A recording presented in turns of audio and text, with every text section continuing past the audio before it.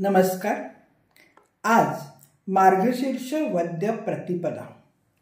आज आपण दासबोधमधील एक अभंग पाहूया.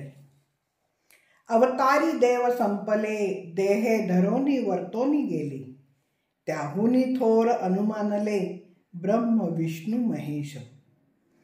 त्या तिही देवास ज्यांची सत्ता, तो अंतरात्माची पाहता, करता भोगता तत्वता प्रत्यक्ष आहे.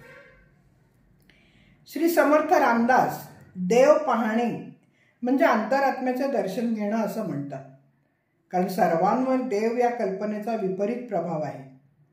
शिवाय देव सर्व काही करतो या भरोशावर अनेक जण राहतात. पण जे आत्मानात्म विवेक करतात त्यांना परमात्मा सापडतो. खरं तर देव एकच आहे. सामान्य माणूस अनेक देव मानतो. समर्थ म्हणतात, देवाचे मूळ स्वरूप आणि त्याचे कर्तेपण हे समजून घेऊन मगच देवाबद्दल बोलावे. खरे तर देवाचा ठाव लागून एक देव कळणं सोपं नाहीच आहे. म्हणून माणसापाशी विचार असावा, विचाराने देव शोधावा आणि पुष्कळ देवांचा गोंधळ होऊन देऊ नये. विचारे देव शोधावा, बहुत देवांचा गोवा पळोची नाही. हा गोंधळ उडतो त्याला कारण त्यांच्याजवळ ज्ञानाचा पायाच नसतो. आणि ज्ञानाचा पाया नसेल तर किती कष्ट घेतले तरी उपयोग होत नाहीच. भगवंत प्राप्तीसाठी प्रयत्न करायचा तर प्रथम भगवंत म्हणजे काय हे कळायला नको का बरं? अनेक प्रकारचे देव पूजले जातात. एकाने क्षेत्रात धातूची मूर्ती पाहिली आणि प्रतिमा पूजन सुरू झाले.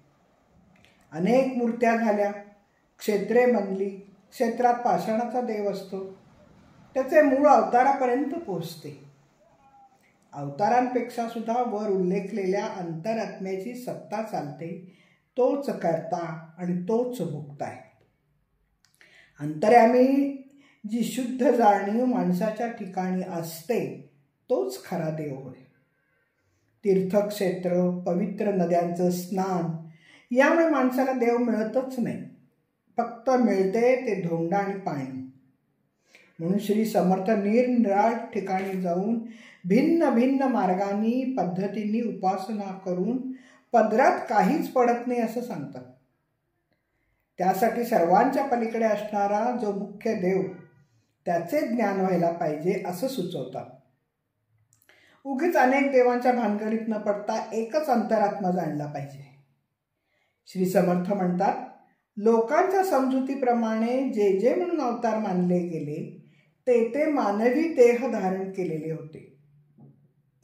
त्या सर्वांचे देह पतन झाले म्हणजे माणसांप्रमाणेच त्यांचेही मृत्यू झाले. त्या अवतारांची समाप्ती झाली. ज्यासाठी त्यांनी अवतार म्हणून घेतलेला असतो तो पूर्ण करून ते हा इहलोक सोडतात. त्या अवतारांपेक्षा श्रेष्ठ आणि थोर मानले गेलेले ब्रह्मा, विष्णू, महेश हे विश्वाची उत्पत्ती, स्थिती आणि लय यांच्या नियोजनासाठीच आहे. तरीही या थोर देवांना अंतरात्म्याचे अधिष्ठान असतेच हे विसरून चालणार नाही. आणि त्या तिघांचा खरा कर्ता आणि भोगता हा अंतरात्माच असतो हेही विसरता कामा नये असं श्री समर्थ सांगतात. अंतरात्मा म्हणजे तरी काय? अंतरात्मा म्हणजे जीवात्मा.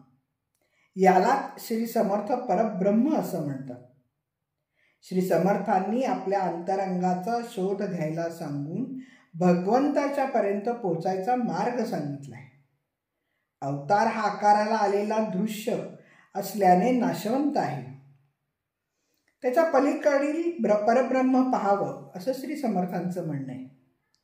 त्यासाठी त्यांनी पुढे मीपणा त्यागून भगवंताचे अनुसंधान साधावं असं सुचवलंय.